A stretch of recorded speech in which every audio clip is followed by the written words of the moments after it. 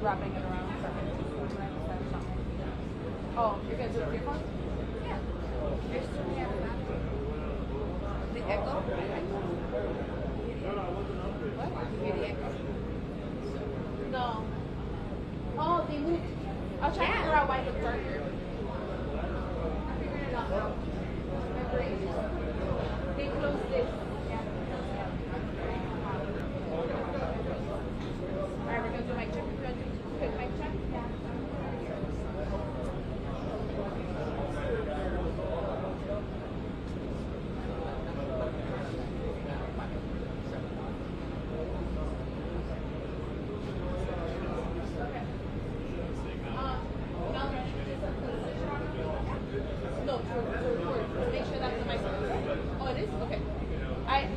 We're gonna do a quick mic check.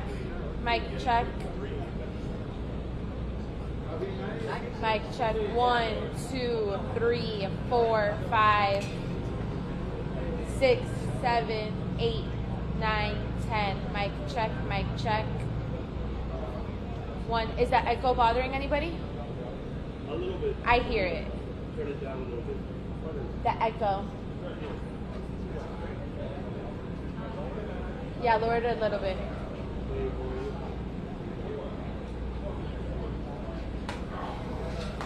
Let me hear the recording. Oh, sorry! Oh no! Oh my God! What are you doing? So embarrassing. So embarrassing. It's not gonna be. There we go. Jeez, Angie, can't take you anywhere. Y'all, you can't take me anywhere, guys. Hot mic.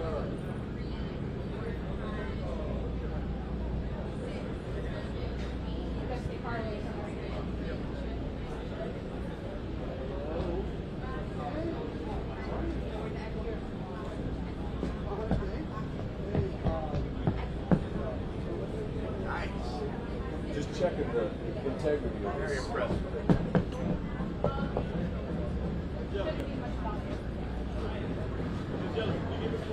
Yeah.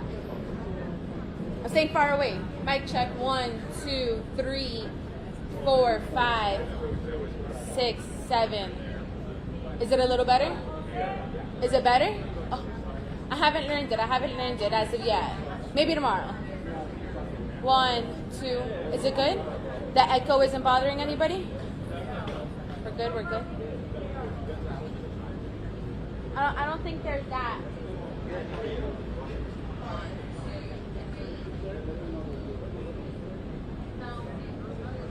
I'll be hearing it. If I hear it, I can just put down the bell.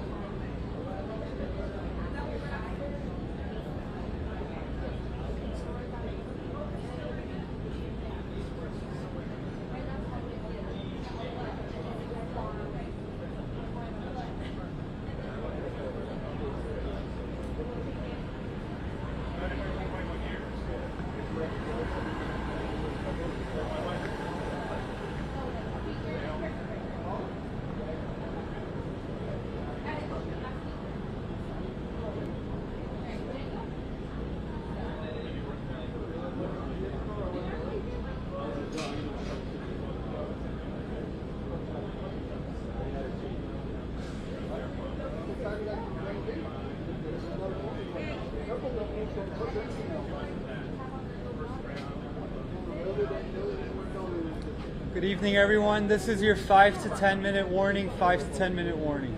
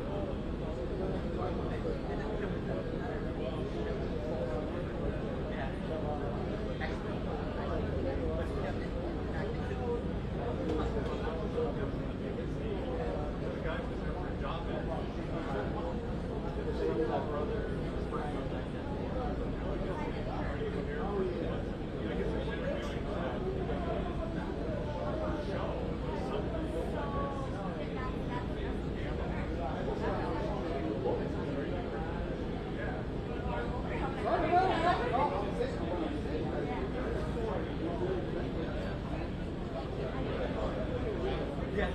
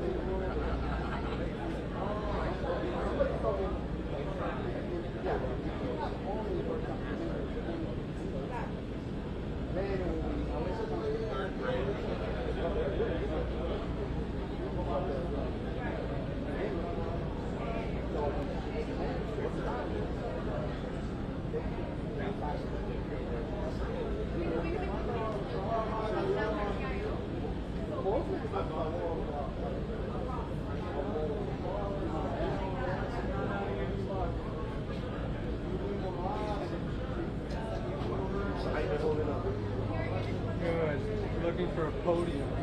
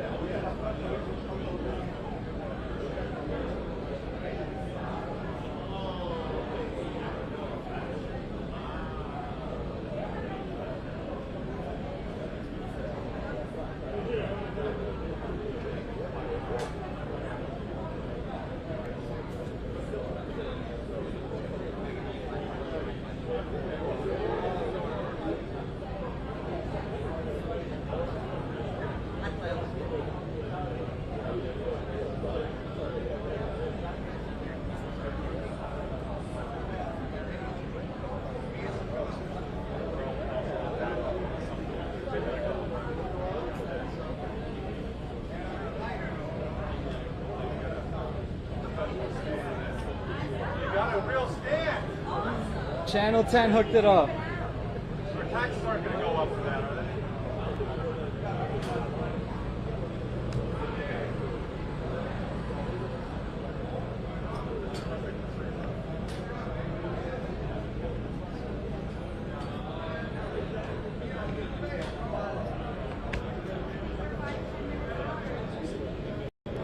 Let me see.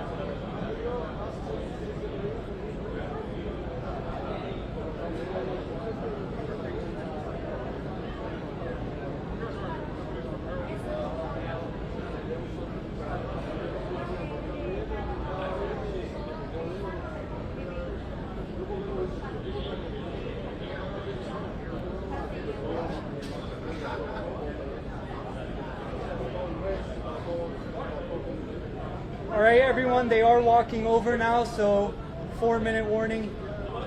About 4 minutes, they are walking over.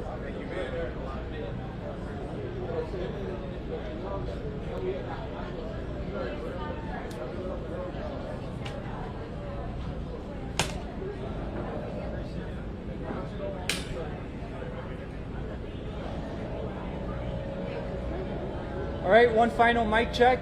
Mic check, 1, 2, 3. Everyone good?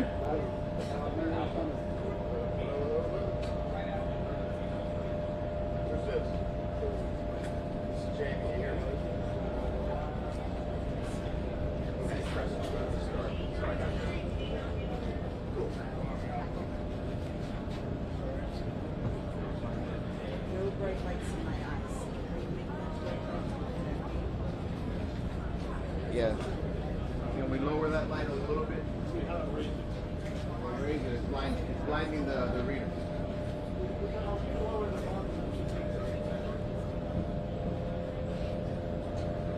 I think if you just lower it a little bit, it'll shoot more downward than. You good?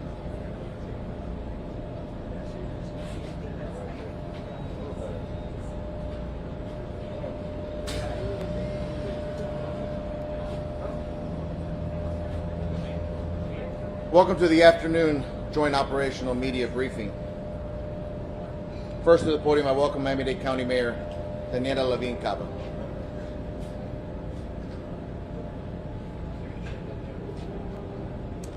Good evening. We're here on the evening of day 14. Our tireless search and rescue teams have continued their efforts throughout the past day, and we're very grateful that the weather has allowed us to continue the work without any further delays. And through these efforts, we have recovered 8 more victims. So the total number of confirmed deaths is now at 54. 33 of those victims have been identified, and 33 next of kin notifications have been made. At this time, 200 people have been accounted for, and 86 people are potentially unaccounted for. So please join me in praying for those we have lost and those we are mourning.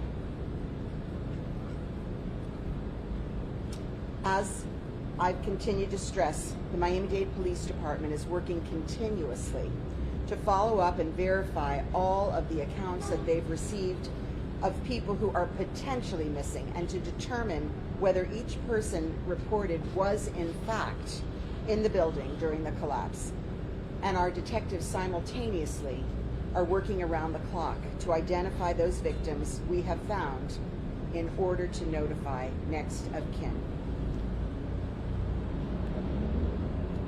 It is with deep, profound sadness that this afternoon I'm able to share that we made the extremely difficult decision to transition from Operation Search and Rescue to recovery.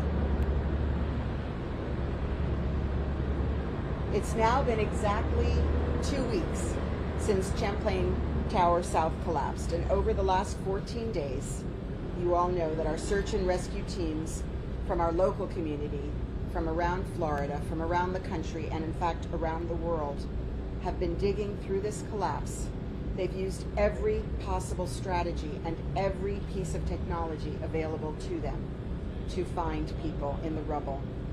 They've removed over 7 million pounds of concrete and debris from the mound. They've used sonar, cameras, dogs, heavy machinery. They've searched for void spaces, and they've searched for victims.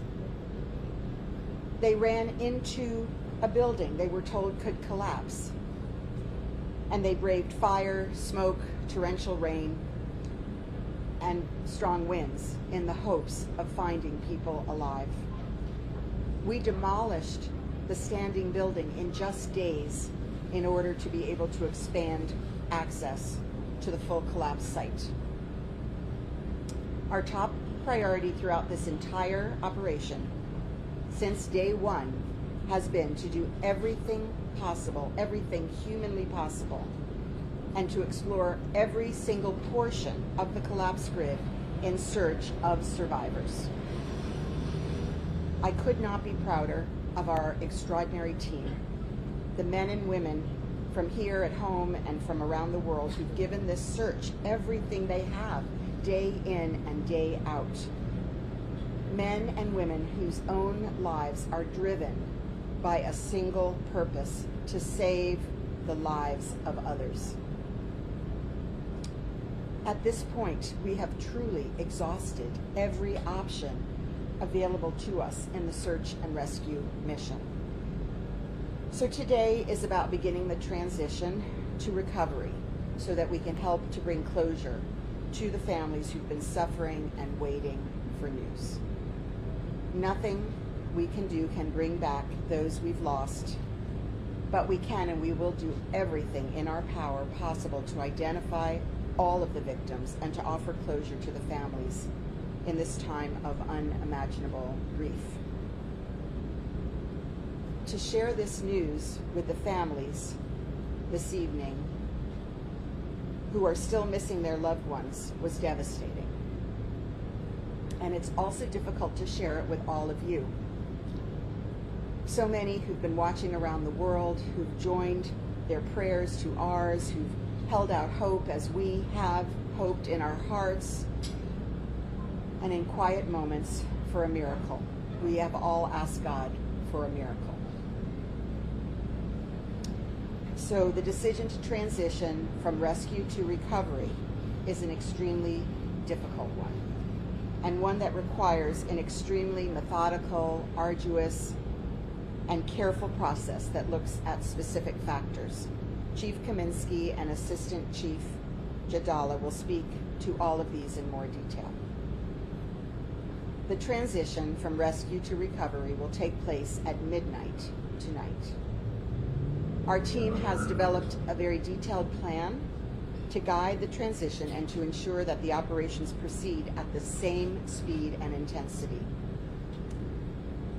After today's press briefing at 7:15 p.m., we'll be marking this transition with a moment of silence in front of the building site. With our teams of first responders and faith leaders, the first responders will come off the pile and faith leaders will join us, and we're inviting you as members of the media to witness this ceremony, not as members of the media, but in your capacity as citizens, to mark this solemn moment of transition, and we hope that you will join us there. To the families, to the president, and to the president who said, when he visited Surfside, we know that no words can ease your pain, but we are with you, we're here for you in all the ways that we possibly can be. We lift you up, and we hold you up, and we hold you dear in our hearts. To my team, you are heroes who walk among us. This community and the world salute you. We will never forget your bravery, your compassion, and your dedication. So to those watching from around the world, thank you for your endless prayers, your donations, and for wrapping us in your love.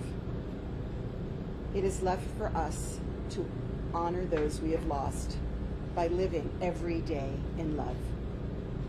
Thank you and God bless. Buenas noches. Aquí estamos en la tarde del día 14. Nuestros equipos de búsqueda y rescate han continuado las operaciones a lo largo del día y hemos recuperado a 8 víctimas más. El número total de muertes confirmados es ahora 54.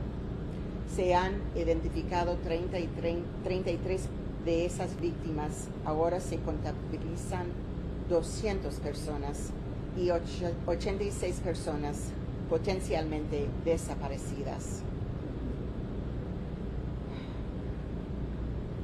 Es con profunda tristeza que esta tarde puedo compartir que hemos tomado la decisión extremadamente difícil de hacer la transición de nuestra operación de búsqueda y rescate a recuperación. Han pasado casi exactamente 2 semanas desde que se derrumbó la Torre Champlain Sur. Durante los últimos 14 días, nuestros equipos cavaron a través del colapso utilizando todas las estrategias posibles y cada pieza de tecnología disponible para ellos. Ellos corrieron hacia un edificio que les dijeron que podía derrumbarse. Lo hicieron a contrafuego, humo, lluvia y vientos, con la esperanza de encontrar personas con vida. Demolimos el edificio en solo unos días para ampliar el acceso al colapso total.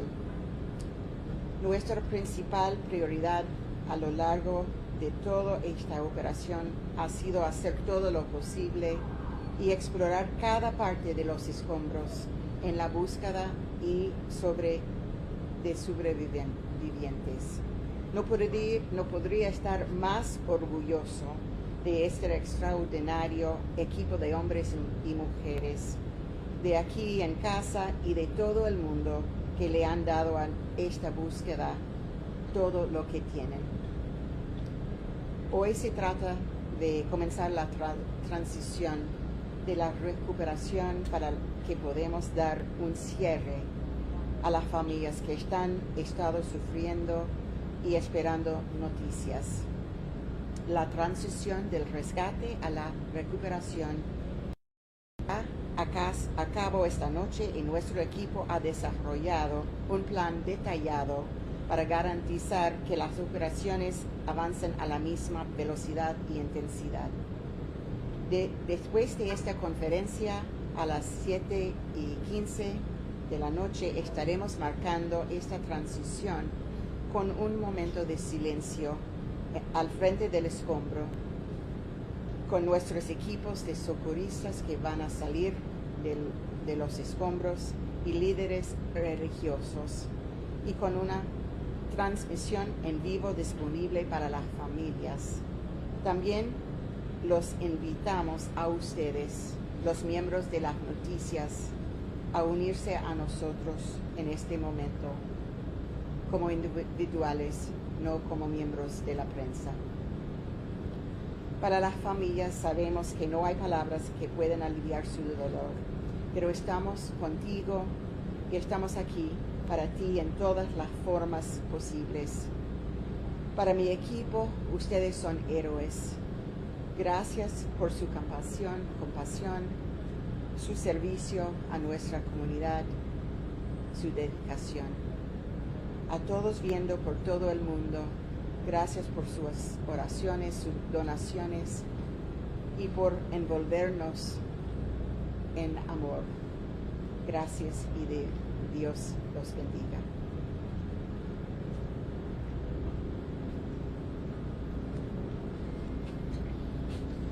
Thank you, Madam Mayor. Surfside Mayor Charles Burkett.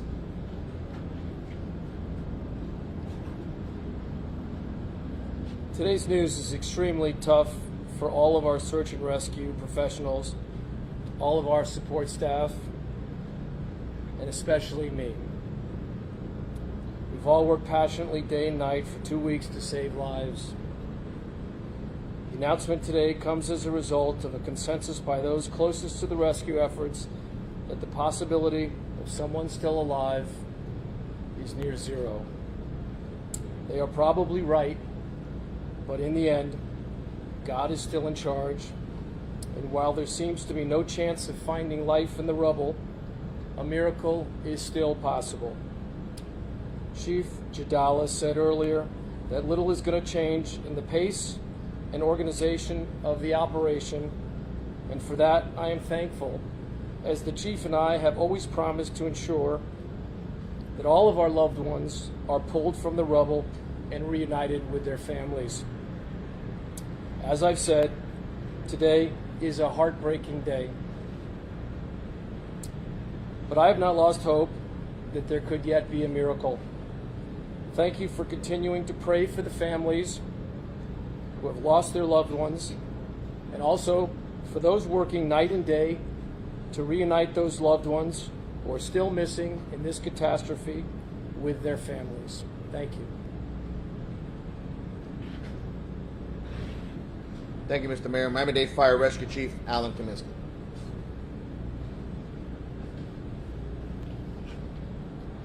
For the past 14 days, our search and rescue teams have worked tirelessly, utilizing all equipment, every resource, and expertise available to find life under the rubble.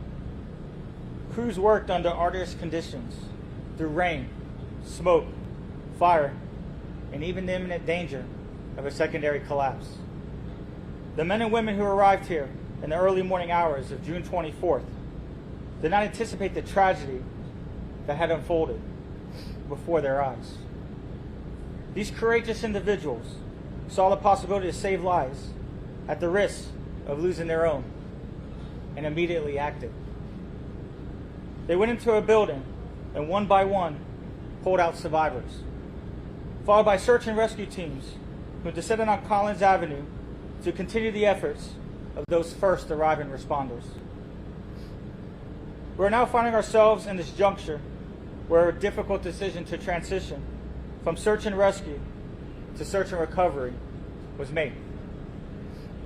This decision was not an easy one, as our hearts still hoped to find survivors. But our experience and expertise indicated that was no longer possible. We're not going to stop the search and rescue efforts until we exhausted every possibility of finding survivors. This decision was not based on any other reasons except on facts that emerged during the extent of this search and rescue operation, which will be explained in detail by MDFR Assistant Chief of Operations, Ray Jadala. In order to make this decision, the viability of persons trapped in the rubble is an overriding factor and determine when the switch occurs. To determine the viability of life in the rubble, we considered engineering, medical, and other factors. As the fire chief of Miami-Dade Fire Rescue, I'd like to extend my sincerest and heartfelt condolences to the families and friends of the victims and all those affected by this tragic loss. Miami-Dade Fire Rescue, along with every other team working on this operation, stands with you in this moment of sorrow and pain, as we hope to find healing and the support of each other in this community.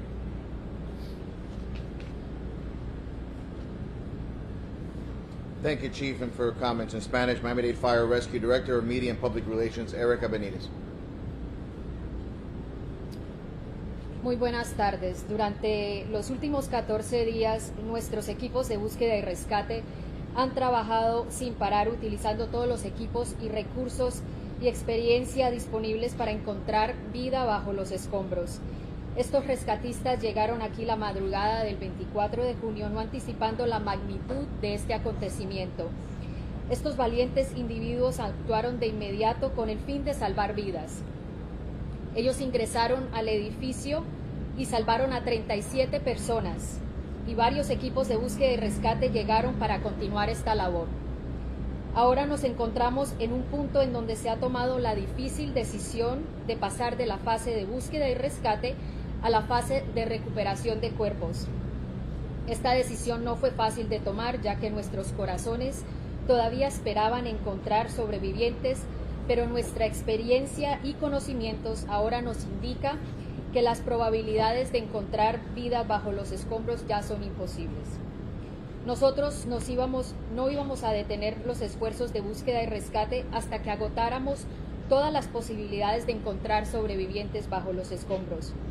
Esta decisión se basó en hechos que surgieron durante el transcurso de esta operación de búsqueda y rescate. Gracias. Thank you, Erica. And Miami-Dade Fire Chief, Assistant Fire Chief of Operations, Ray Jadala.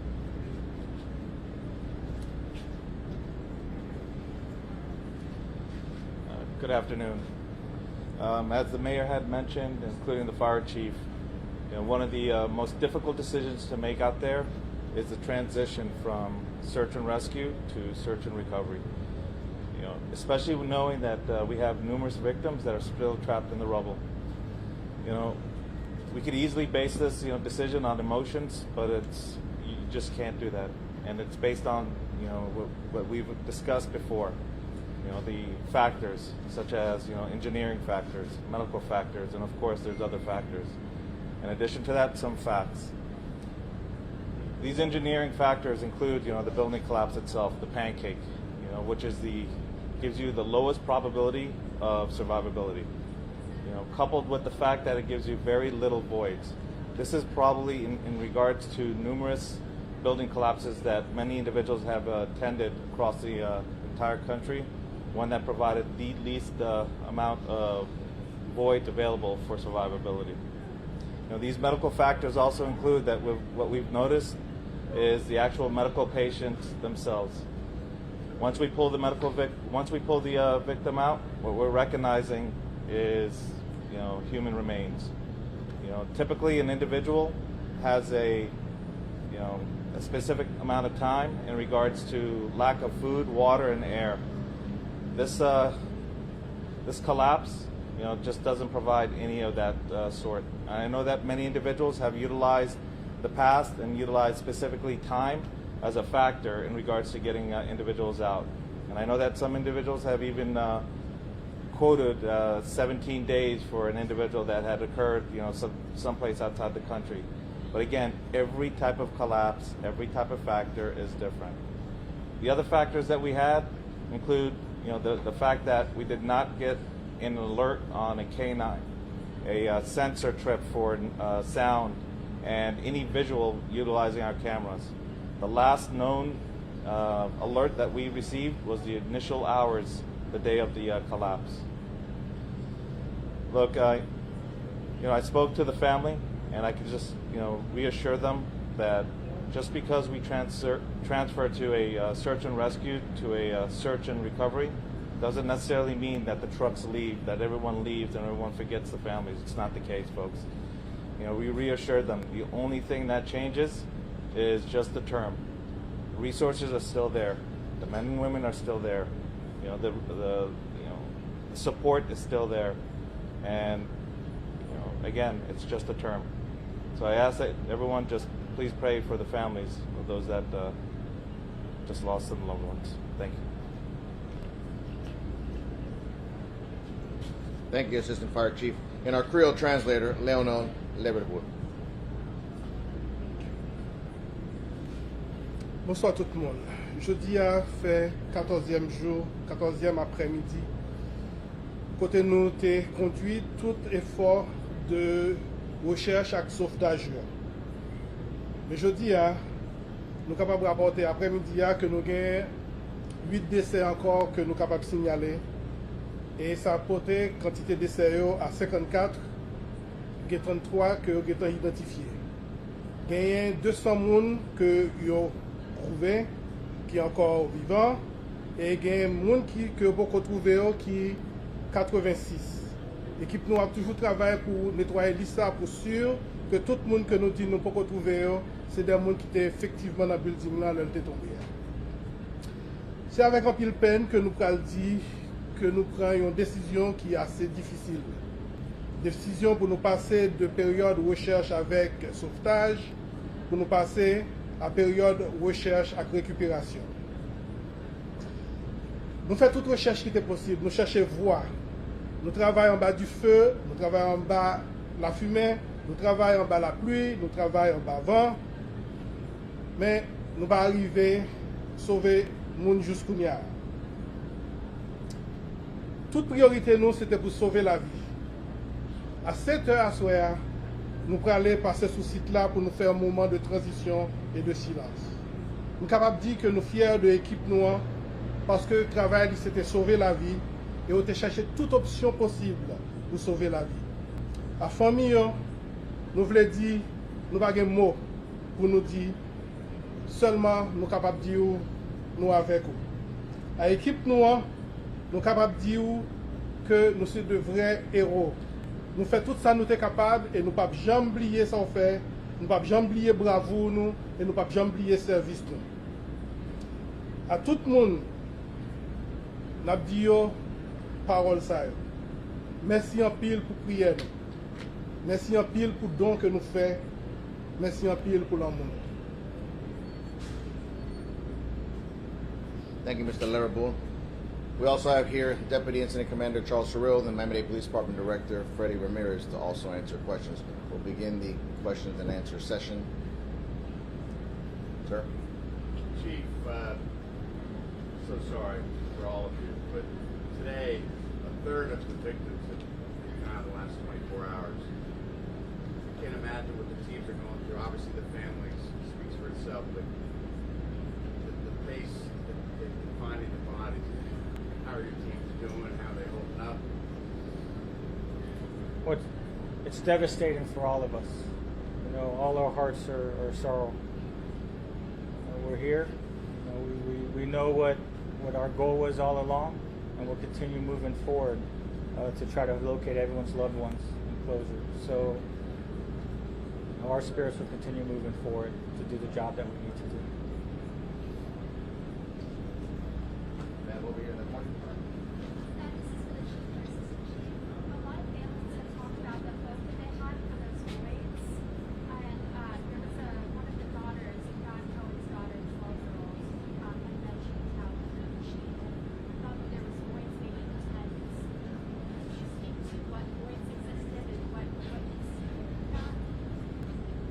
So the question in regards to the voids.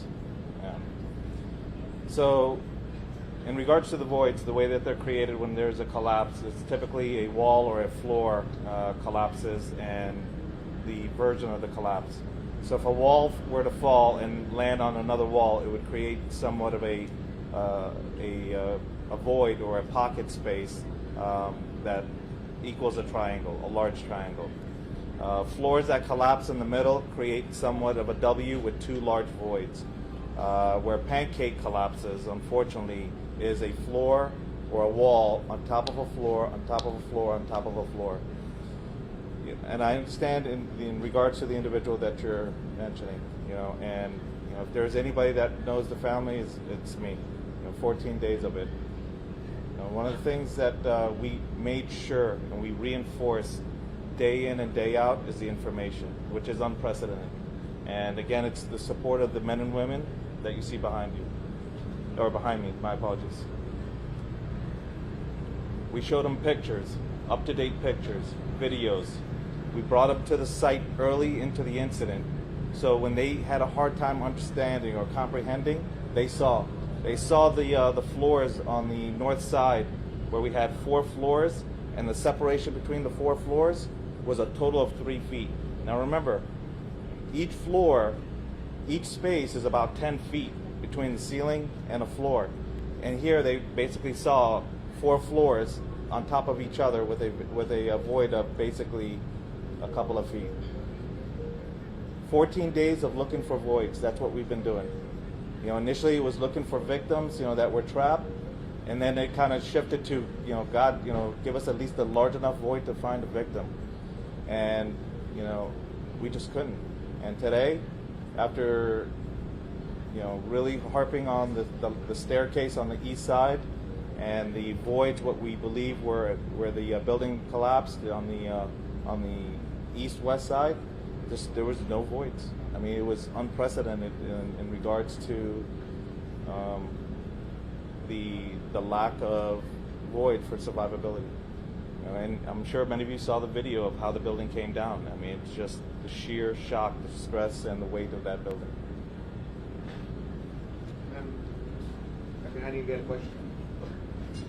What triggers the change from search and rescue to this recovery? Because you have been saying you will be search and rescue until the last victim was found. Yes. So the question is what's the... So you have been saying the search and rescue mission will be until the last victim is found. Right. So what's the change? All right, so let me make some corrections. The search and rescue was specifically for live victims to be found. And today, after all the facts, all the factors, we've decided, based on everything that's been given to us, that there are no live victims. So what we've done now is transfer to a search and recovery. And the search and recovery is now shifted to finding every victim in that pile. So that's the difference between the search and rescue and the search and recovery. What is happening to the... What is what? What is happening to the non-identifiable human remains? And what are you doing to ensure that everything in that rubble pile is... Then you get started. All right, so I'm going to defer that to the Miami-Dade Police Department Director. Thank you. Our homicide detectives, our crime scene investigators have been from day one working hand in hand with our fire rescue personnel and our medical examiner's office. Our clergy, our rabbis, everybody's been in there. Every bit of our family members count and matter. And we take every effort, every possible means to ensure that we recover family members and return them to their families. That's what we're doing. We will continue to do in the recovery phase. Nothing's going to change. The same hard-working, dedicated people will be there until everyone's returned to their loved ones. Where are the trucks and trouble going? Where are they going? They're going to our evidence collection site. With our partners in NIST and our homicide detectives, our engineers are on the scene. They're tagging relevant information, data, evidence, collating it and transporting it to a site for later analysis as we move forward. Right now, our primary focus is to recover family members. Thank you, sir. What is the reaction from families?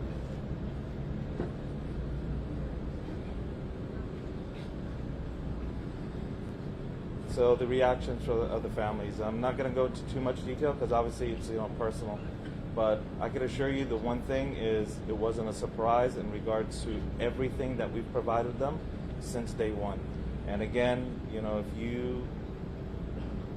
it's just the amount of video, pictures, information twice a day. Each session ranges between 2 to 3 hours. Questions and answers. Let's just say that there's definitely grief, but wasn't a surprise. Over here, sir, followed by the black.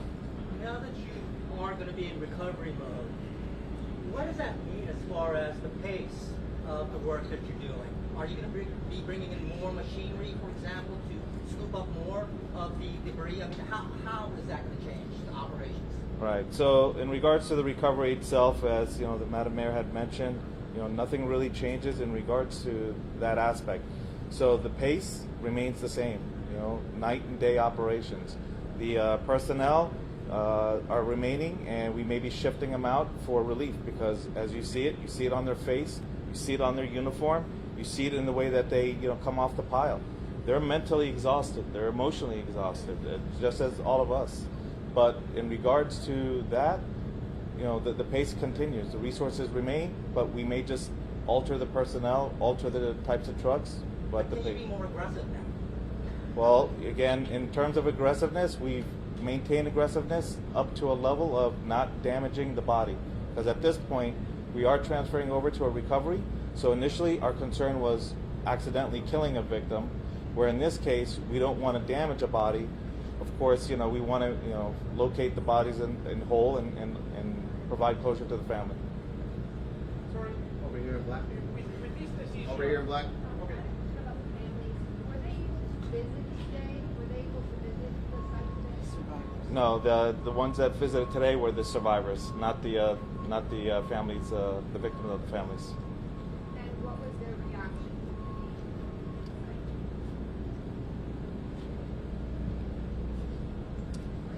So these are people who've lost all their belongings, their work, their work materials, their personal keepsakes, their investment, and of course they've been trying to understand how they can recover those losses.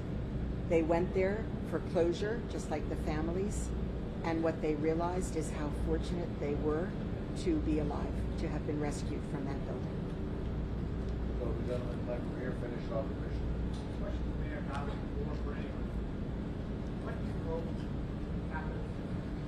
What steps for memorial? So people are starting to think and talk about that land. It's very premature to say exactly. But yes, I certainly hope that we can make a way to memorialize this tragedy.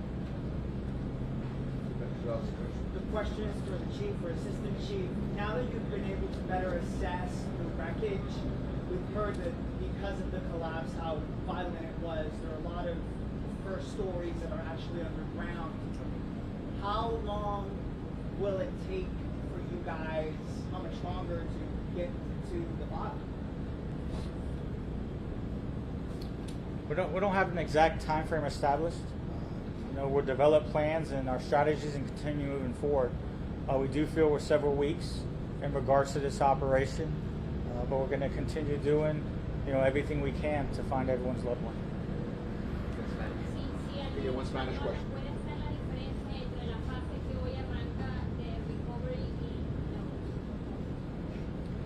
Bueno, en realidad en cuanto a cuestión de operación, la diferencia es mínima. Tenemos todavía la misma maquinaria, los mismos recursos, la misma cantidad de personal disponible trabajando aquí.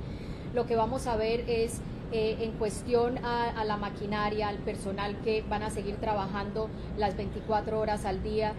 No vamos a estar buscando personas vivas, utilizando los perros que están buscando las personas vivas, ni tampoco estos equipos de sonido que hemos estado utilizando anteriormente para tratar de escuchar voces o ruidos o sonidos que estén haciendo posibles víctimas que estén atrapadas. En realidad lo que queremos que entiendan las personas es que en este momento, aunque se ha cambiado a esta fase, todos esos recursos siguen en pie y siguen aquí para trabajar en la misión de ahora recuperar estas personas para entregarlas a sus familiares. Yes, in Spanish, please. Probablemente lo manejaron antes, no lo tengo claro. Con esta decisión, ¿cuál es el número final de víctimas producto de este colapso?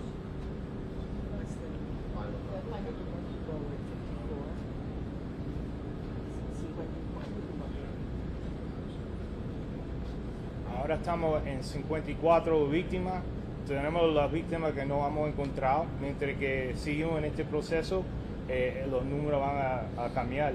Pero por ahora no te puedo decir exacto cuánto es el total. Los detectives de lo que se dice los missing persons están trabajando para lo que no hemos encontrado, y los detectives de homicidio, el medical examiner's office, todo el mundo estamos trabajando juntos, recuperando víctimas, y mientras que movemos en este proceso, los números van a cambiar. Pero no puedo decir que es el total todavía. Lo que te puedo decir es lo que tenemos ahora. Dentro de esos 54 casos, Sí. ¿está el caso de la señora que sacaron con vida y falleció después o no? Porque Sí. es un dato que está... Sí, el que falleció en el hospital es también en ese número del 54. Sí. Thank you, folks. I appreciate it. Mayor Burnett.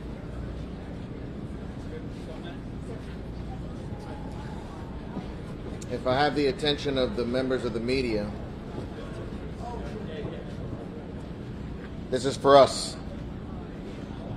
Okay, as the mayor mentioned, we're allowing the journalists to also pay their respects. We know that you guys have lived this with us, and it's been very, very emotional for everybody. And I think it's important that you guys get closure as well, to have your own moment of privacy and silence, so you can sort of have a moment to think.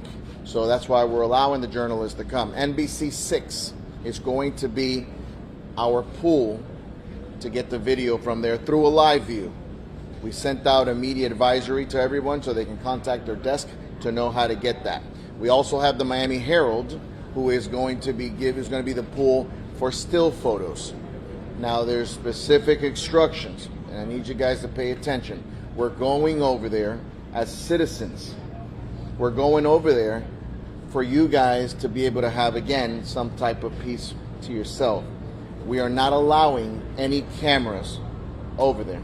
I suggest to leave it in the vehicle, because we've received specific instructions that if anybody is seen pulling their cameras out, they will be escorted from the site. Again, it's about paying a moment of silence and respect, not only for the families and the people affected, but for you. So this is not a time to be a journalist. It's a time to be a citizen. So that's why we're allowing you to come. And we also highly encourage to bring a mask. It's mandated to bring a mask.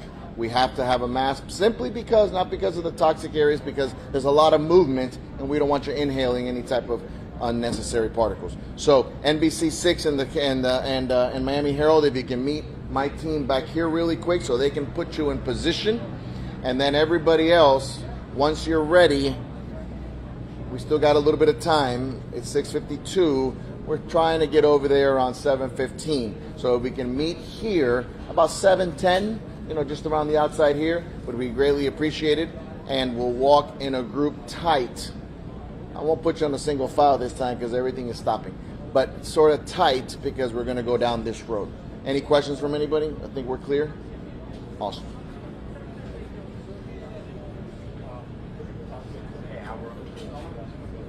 Hold on.